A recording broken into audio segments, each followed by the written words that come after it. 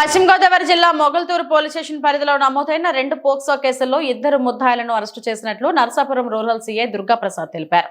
గత నెల 22న మొగల్తూరులోని జీఎన్ఆర్ లాడ్జిలో బాలికలపై అత్యాచార యత్నానికి పాల్పడిన తిరుమాని దుర్గాప్రసాద్, తిరుమాని రాజేంద్రలను నరసాపురంలో అదుపులోకి తీసుకున్నామని మీడియా సమావేశంలో వెల్లడించారు.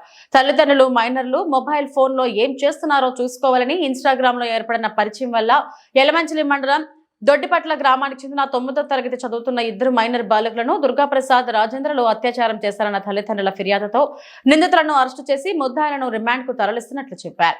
పిల్లల పట్ల తల్లిదండ్రులు తగు జాగ్రత్తలు తీసుకోవాలని, అవసరమైతే తప్ప మొబైల్ ఫోన్లు పిల్లలకు ఇవ్వద్దని సీఐ దుర్గాప్రసాద్ సూచించారు. లాడ్జ్ నిర్వాహకులు లాడ్జ్ వచ్చిన వారు ఫ్యామిలీయా కాదా అని చెక్ చేసుకుని మాత్రమే రూములు ఇవ్వాలని, నిబంధనలు పాటించుకుంటే లాడ్జ్ నిర్వాహకులపై చర్యలు తప్పవని హెచ్చరించారు. ఆ పరిచయం మీద ఆ వ్యక్తి అమ్మాయిని నరసపూర్ రమ్మన్నాడు. ఇద్దరు ఆడపిల్లలు కూడా మన యలమంచిలి మండలం వారు, ఇద్దరు కూడా దొడ్డిపట్ల హై స్కూల్లో చదువుతున్నారు. సో ఆ అమ్మాయి వాళ్ళ ఫ్రెండ్ని కూడా తనతో పాటు తీసుకొచ్చింది. In the mean time Durgaprasad అన్న కూడా వీడి ఫ్రెండ్ ఒకడు ఉన్నాడు, రాజేంద్ర అని. వీళ్ళిద్దరూ జాయిన్ అవుతారు, వాళ్ళని తీసుకొస్తారు నరసపూర్ బస్ స్టాండ్ నుంచి మొగల్తూరులో ఒక లాడ్జ్కి తీసుకెళ్తారు. ఆ లాడ్జ్లో ఇద్దరు కూడా వేరే వేరే రూమ్ తీసుకుంటారు. దుర్గాప్రసాద్ అన్న అమ్మాయికి ఈ అమ్మాయి దుర్గాప్రసాద్ అన్న కుర్రోడికి ఈ అమ్మాయితో ముందు నుంచి పరిచయం ఉంది. వాళ్ళిద్దరు లాడ్జ్లో వెళ్తారు. లాడ్జ్లో ఆ కుర్రోడు ఆ అమ్మాయికి మాయ మాటలు చెప్పి ఆ అమ్మాయితో సెక్షువల్ ఇంటర్కోర్స్ చేస్తాడు. సిమిలర్లీ ఈ రూమ్లో వేరే రూమ్లో కూడా వీళ్ళిద్దరూ కూడా ఈ రాజేంద్ర అన్న కుర్రోడు కూడా అమ్మాయి మీద సెక్షువల్ అసాల్ట్ చేస్తాడు. దాని నిమిత్తం ఇదంతా 22వ తారీఖు జరిగిందండి. ఆన్ 22nd జరిగింది. 22nd సుమారు మధ్యాహ్నం టైంలో. ఆ తర్వాత రోజు నైట్ ఇంటికి వెళ్ళిపోయారు, ఈవినింగ్ ఇంటికి వెళ్ళిపోయారు. నెక్స్ట్ 23వ తారీఖు మళ్ళీ ఫోన్ చేసి పిలిపిస్తారు వీళ్ళు రమ్మని.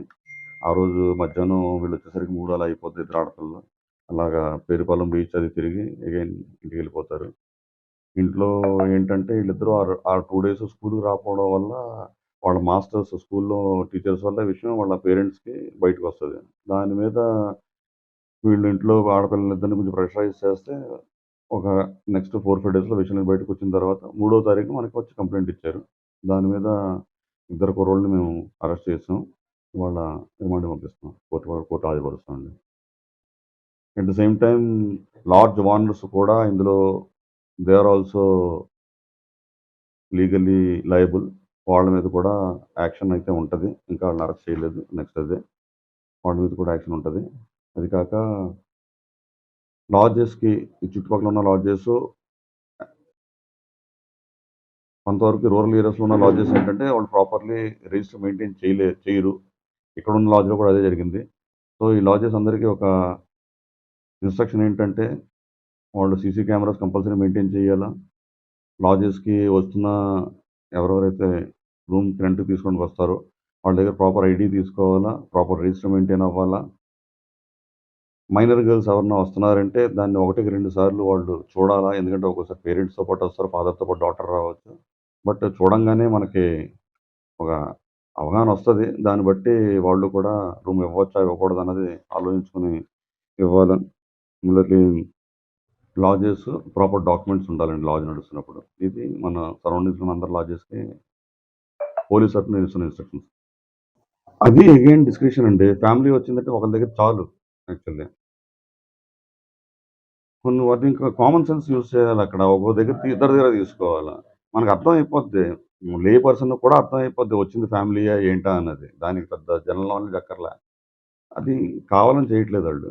సో ఇలాంటివి ఏమైనా జరిగితే వాళ్ళు కూడా లీగలీ లయబుల్. మొగల్తూర్ మసీద్ సెంటర్ దగ్గర జిఎన్ఎస్ లాడ్జ్ అండి.